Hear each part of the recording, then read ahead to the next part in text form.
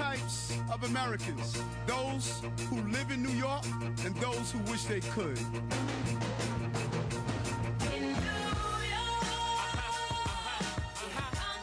Welcome, everybody.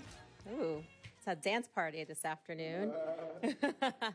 I'm super excited to be here. Good afternoon, everybody. I am Blanca Ramirez, the president and CEO of Communalife. Today I'm filled with pride and gratitude that we're celebrating the opening of Woodhull. Woodhull 2, a sanctuary for hope and healing. The residence that includes 93 units of 57 supportive housing for formerly homeless. It's more of a building. It's a transformative space where lives are rebuilt and joins our Woodhull 1 residence, which opened in 2019. That brings 182 units just in this corner of Brooklyn. So we're very excited about that.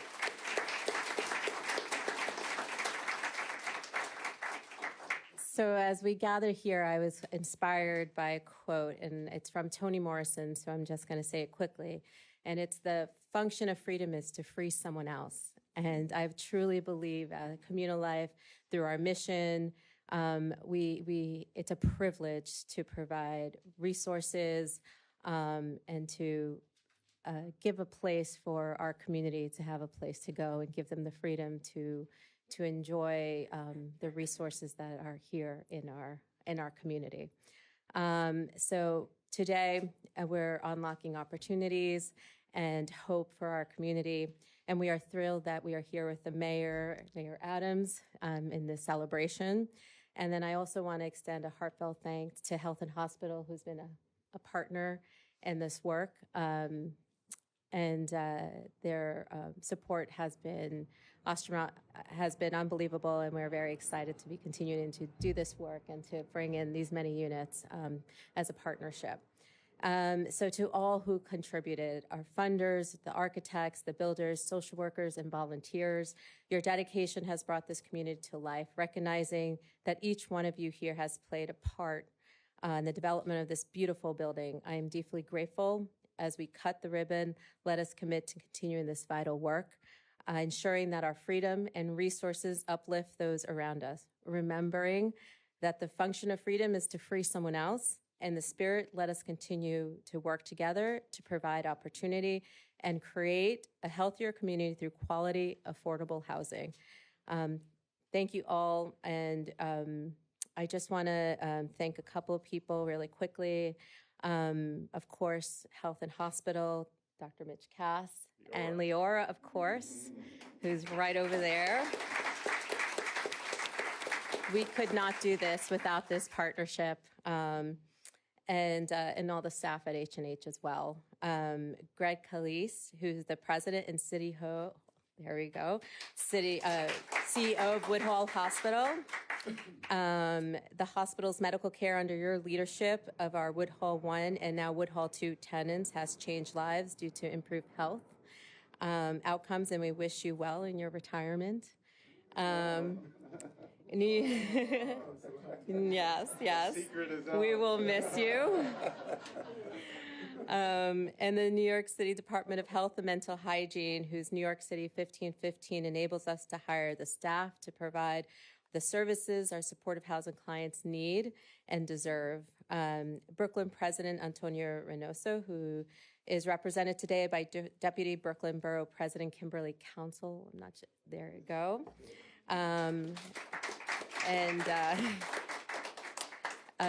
Our syndicator and investor, Sam Ganeshan, and the Hudson Housing Capital team, as well as Webster Bank, Jim Deppbrenner, who also was the same team on Woodhull 1. So it's very exciting to keep the team together. I cannot forget CSH, who also provided some early funding to actually start the work and get it to a place to construct. Monica Lopez, our architect. There we go. Latier Construction, I saw Nick over there, and Matt, thank you. And to our commissioner, still today, a duffel carry-on of the New York City Department of Housing Preservation Development. Your leadership at HPD helped make this resident and so many other supportive housing development a reality, and we thank you. And lastly, but not least, of course, I want to thank the Communal Life staff who made Woodhull to a reality. Developing a new resident takes many, many years from concept to today. Your guidance and persistence has gotten us to this celebration, and to the staff who ensure the tenants receive the high quality of services they deserve. Thank you for your commitment to improving their health and housing. And thank you for all your support. And I will pass it over to Mitch Katz. Thank you. Thank you, Blanca. I'm Dr. Mitch Katz. I'm the CEO and president of Health and Hospitals, and we so appreciate the collaboration we've had with Communal Life. As a public hospital doctor, I struggle to take care of my patients in the best possible ways. Sometimes people have awful diseases, cancer or kidney disease, liver disease, things that as a doctor I can't cure. But I can cure homelessness. Homelessness is a curable condition, and we're standing in the treatment. We've built 2 buildings now in a parking lot, right? In what was a parking lot. And now we have the ability to cure homelessness in these 2 beautiful structures. So I think that's really, for all of us, an amazing thing. Right when the mayor began, one of the things that I was so impressed with about, his intentions for our city was about homelessness, because he immediately pointed to the inhumanity of walking by people living on the streets, and immediately brought right to the front and center how each of us is diminished when we walk by somebody who is on the pavement, somebody who doesn't have a home. And he committed himself and to all of us to the idea of housing, of all, and I've heard him say it in multiple times, of all kinds. Housing that is supportive, housing that is affordable, housing for all of the groups of New Yorkers who need that. And Mr. Mayor, we are so grateful to you for that and for being here. Our mayor, Eric Adams. Thank you.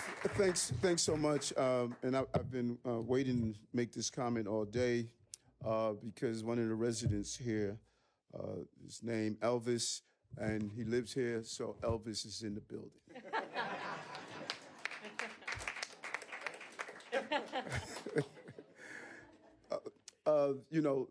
I say this over and over again to the team.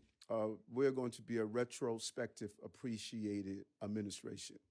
What we have done to deal with the systemic problems that not only did I have to deal with personally growing up in this city, living blocks from here now, but also as a child being born in this community.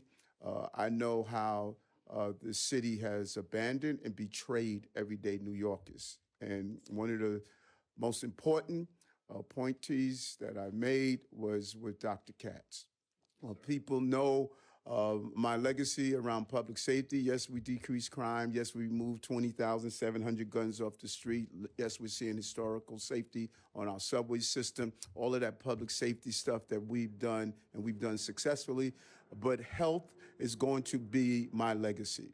What we've done in our city hospitals, health and hospitals around lifestyle medicine, we have taken a giant step forward to stop feeding the crises and have a sick care system instead of a health care system. And so when we talk about diabetes, when we talk about heart disease, when we talk about kidney failure, when we're talking about retina failure, when we talk about losing limbs and arms, those are crises that we are feeding.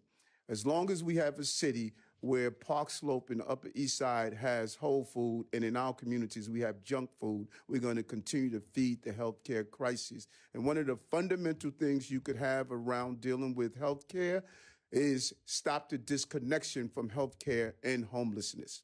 If you're living on the street, you're not going to doctor's appointments. If you're living on the street, you're going to use the emergency room as your primary facility.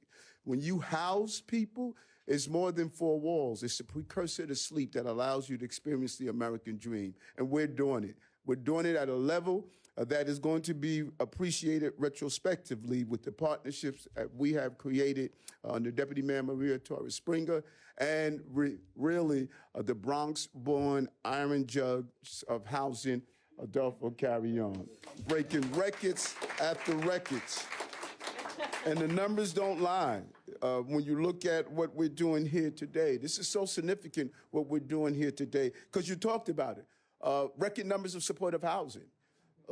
Those don't lie. We have transitioned more people out of homeless shelters into permanent housing in year 1 and year 2. We're going to do it again in year 3 in the history of individual years in the city. We have built and allowed more supportive housing in these years in the history of the city. You keep adding up the numbers.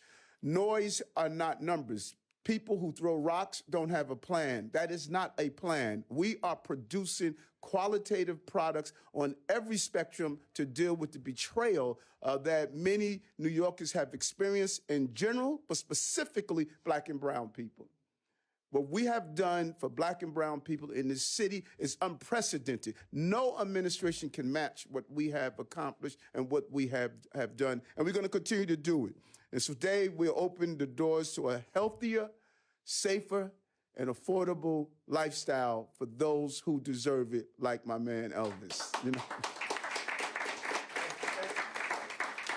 We're handing New Yorkers the key to the future here at Woodhull Hospital, a $41.1 million housing project which will provide 95 units of supportive and affordable housing. And, I'm a carpenter by trade, and I'm looking around this place. Your builder did a darn good job, because I come in right away critiquing, I do too.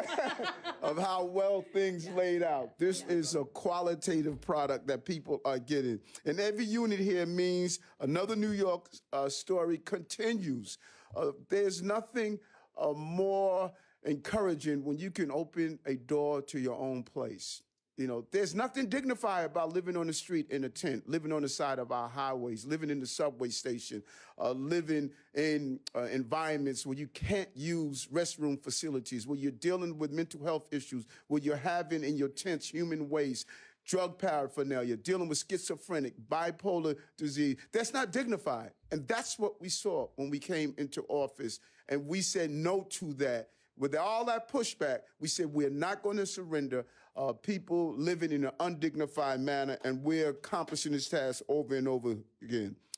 Woodhull 2 resident will feature on-site services, access to health care for residents experiencing homelessness and mental health issues, a real issue we're seeing in our city.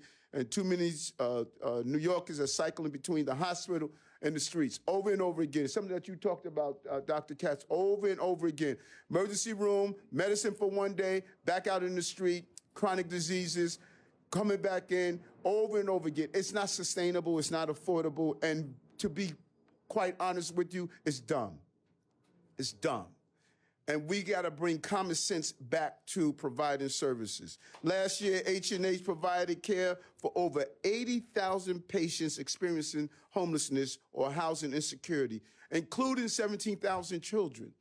The new housing facility is how we make sure we have places for New Yorkers to heal and care for, and real transitioning from the hospital into the hands of someone that's going to ensure you're taking your medication, to ensure you're going to the follow-up in your doctor visit, to ensure you're getting the community support that we deserve. This detached form of service providers is just not working, folks. And we're going to stop that in a very real way. Woodhull builds on our state of the city announcement to tackle street homelessness and serious mental illness with a $650 million investment in outreach, safe haven beds, and runaway homeless youth beds, including the creation of our Bridge to Home program, a first-of-its-kind model that provides homeless New Yorkers with severe mental illness with a supportive facility to meet their treatment and temporary housing needs. And we have been clear, We're not going to abandon our homeless New Yorkers, and we could not have found a better partner than Woodhull. We've done some great stuff together when I was borough president, you know, and we want to continue. You saved lives. You've done some amazing things here, and we want to thank you for your service and enjoy your retirement. Don't go to Florida. Hang out here in New York. Stay right here. We need your tax dollars here. But the numbers are clear. For the past 3 years, we have delivered housing for New Yorkers every day and everywhere. And we have done my favorite thing, as I stated, break records. Adolfo, you know, this kid from the Bronx, former borough president, former HUD leader, what he has done is just unbelievable what he has done. Gave you a difficult task, Commissioner, and you just continue to deliver for us. Back-to-back record years of building affordable housing, including combined nearly 29,000 affordable and public housing units in 2024 alone. We passed this historic city of yes. More, we have an inventory problem, 1.4% vacancy rate. We build units in parts of the city. We may have 800 units, and you'll have 35, 40,000 people putting in applications for that. And we can't have a city where everyone is saying housing is a right on Monday, but on Tuesday, don't build it in my community or my district. No, you can't do that. If housing is a right, City of Yes says we build housing in every district in this city, and we share the ability of a housing New Yorkers. Our City of Yes is going to be 80,000 new units over 10 years. This is unprecedented. The most historic housing reform in the history of this city, and is rezoning in over 40 years. So I want to thank the team getting it done. Dr. Katz, our partners here at the Health and Hospital, we can build on these sites. You can't find housing for a car, but you can't find it for New Yorkers. These parking lots should be places where we build. We should be building on top of libraries so residents are there. We should be looking at hospital spaces. Every space should be first thinking about how do we house New Yorkers. And no one that has a house should have the luxury or opinion to talk about where we should not build housing. I have not heard one person in a homeless shelter say we should not build housing somewhere. But I've heard a lot of people who live in a home and may have a second home talking about they don't want to house it in the community. That can't happen. You can't have 59 community boards and 10 of them are building more housing than the other 49 combined. We have to be honest about this and bold enough to challenge this firsthand. So, job well done. Thank you so much for what you have done.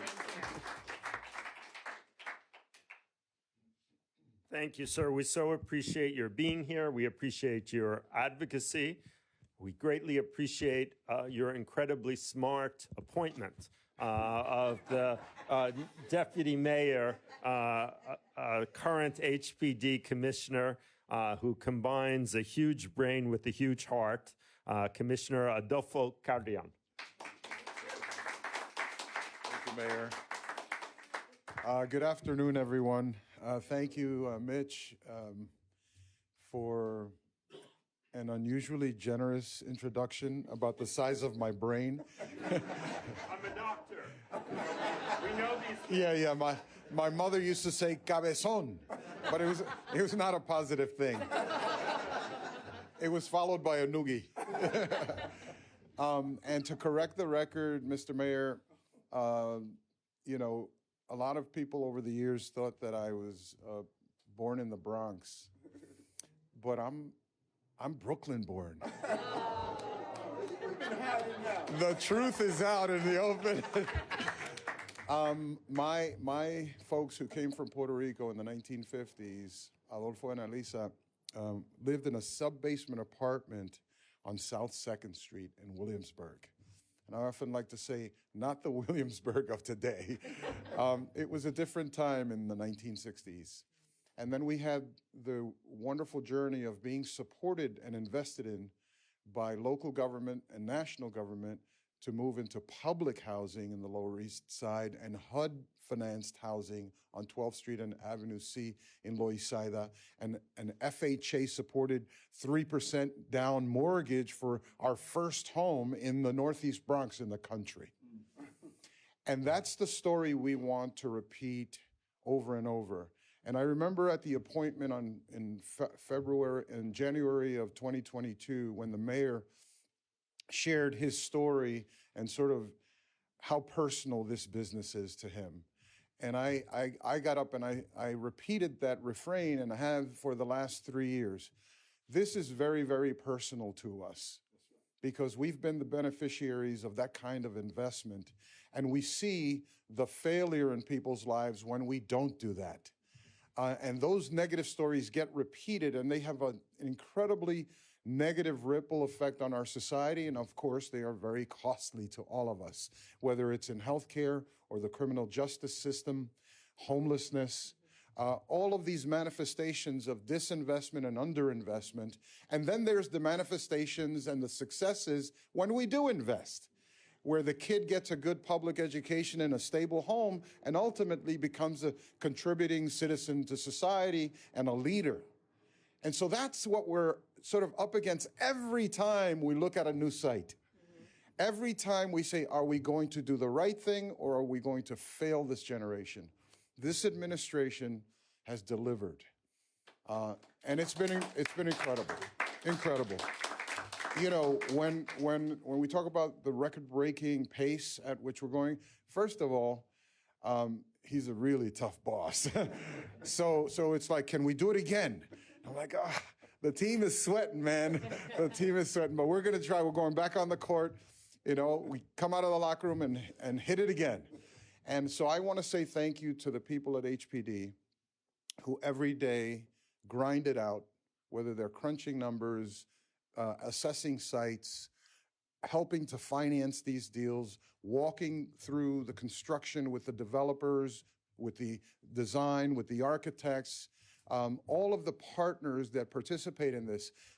And obviously, it requires an incredible amount of partnership. It's public, it's private, it's for-profit, it's nonprofit, it's public institutions, and the vision that the mayor laid out about, he said, hey guys, every possible nook and cranny where we can build affordable housing, where we can increase the supply of housing and begin to bring the price of living in New York City down, go find it.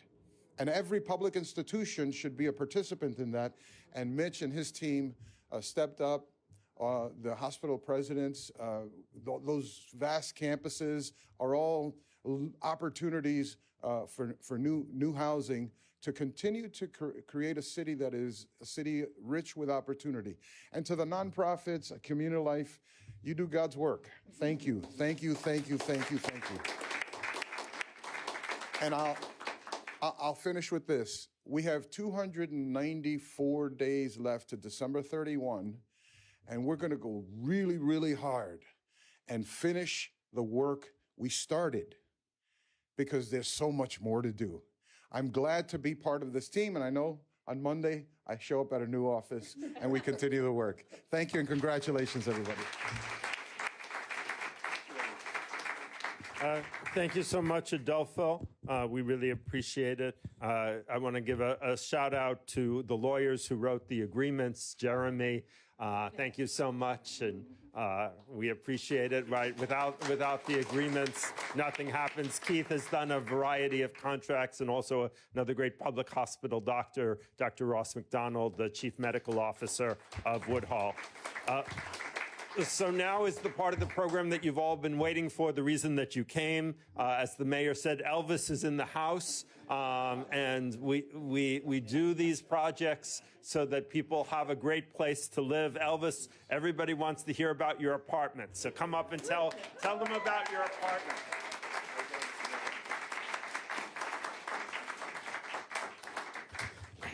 Kind of a little stage fright, people. This is my first time. My name is Elvis Jordan. Let me start off right. Good afternoon, everybody. Okay. I want to thank off by thanking Mr. Powers. He helped me get off the streets and his program and all his staff. Woodhull and all their staff. They was amazing. I mean, I went to... So good, brother. So good, man. Can I get some water? Can I get some water? At one time, I was at my ends of wits. I didn't know where to turn. And that's when I found out about the program and met Mr. Powers. And he, put me in the right path. I used to work. I got hurt at work. I only have 50% use of my arms now. I was used to work construction. Like I said, it's amazing what the program did for me. I went to plenty other places, which I thought they was not going to help me as much, I thought they was just talking the talk, but Mr. Powers and his team, he wasn't just talking the talk. He got me off the streets.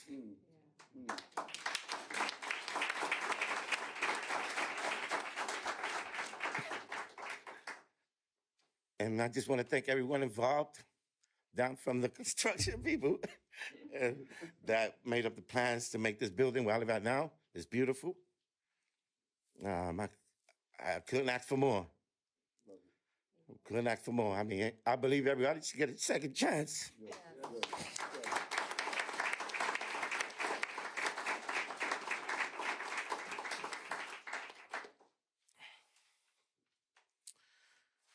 You gotta excuse me. Okay, a little choked up. All right, maybe I'll let you know a little bit more about me. The way I became homeless was 2020. My mother died of COVID.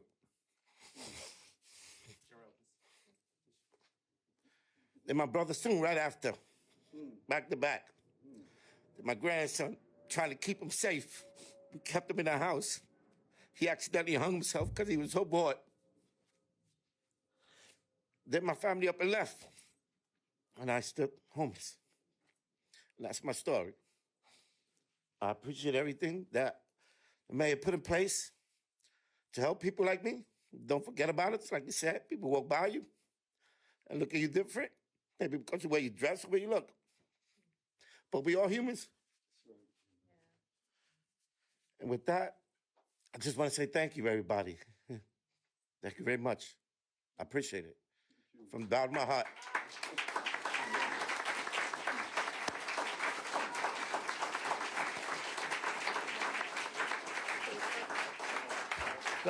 That was great, Elvis. I'm sorry, I can't forget the man himself. That made things possible. Thank you very much. Elvis, that was perfect. That was right from the heart. That's what we wanted to hear. We're now ready to take on-topic questions, and I'll defer to the mayor's office. And just, we cannot thank you enough, brother. People walk past people who are homeless, and they have all of these stereotypes. They don't know, the story. They don't know the story. And you just really zeroed in, When I became mayor, I went out in the streets during the month of February and visited people inside these tents. And there was an ex-police officer that was in there. And I spoke with him, and, all of a sudden, you find yourself in these places, man.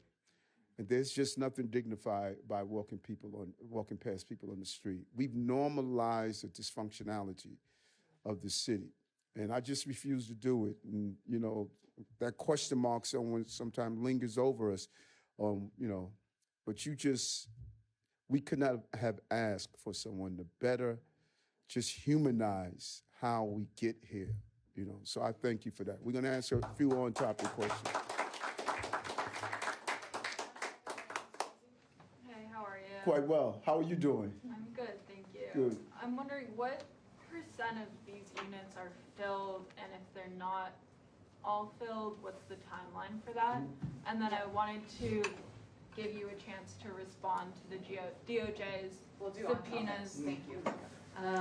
So we are about 60% filled, and we plan to be fully occupied by the end of April. So that's the plan right now.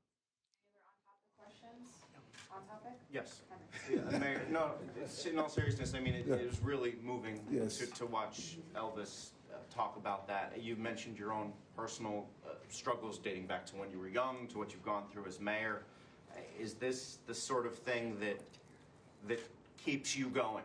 And I will emphasize, I would appreciate anything you could say from the second question I got that it. Josie asked. I got it. Thank But you, sir. I think that what you said is so important. In general, being mayor is a full-time plus job. But the last 15 months has been extremely challenging for me personally and professionally. And the only thing that has kept me going was this, Everyday New Yorkers. I got up every day excited about what we're doing around healthcare, excited about what we're doing around public safety, excited about what we're doing about housing.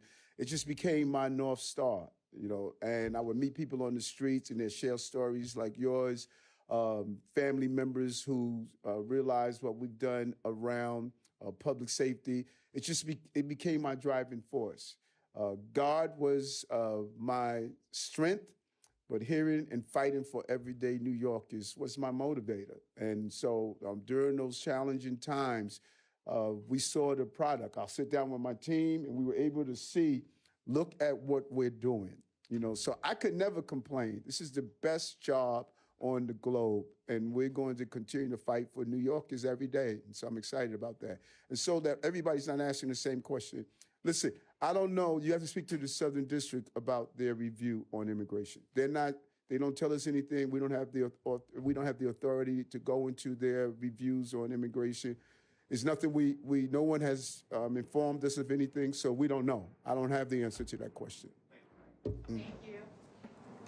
Mr. Mayor, I know that you just said that the driving force for you has been doing the work that you're doing. You've also done a lot of work for migrants. And I wonder if when there's an investigation like this, it makes you wonder whether the Justice Department is trying to stop you from the work that you've been trying to do. I mean, you housed, when we think about it, over 200,000 migrants over the course of this crisis. And now all of a sudden, the Justice Department is trying to subpoena information for people you've been trying to protect and help. And I wonder, personally, what's your reaction to that, given the fact that you sweated blood, sweat, and tears to try to make this happen? You had to deal with the $7 billion problem, and then they come and they serve subpoenas. How do you feel about that? Well, we should be clear. I signed up to be criticized, attacked verbally. I signed up for that.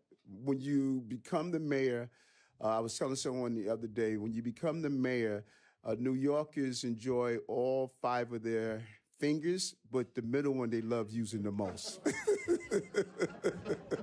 Okay, and so you signed up for that. You don't personalize it, but let me tell you who didn't sign up.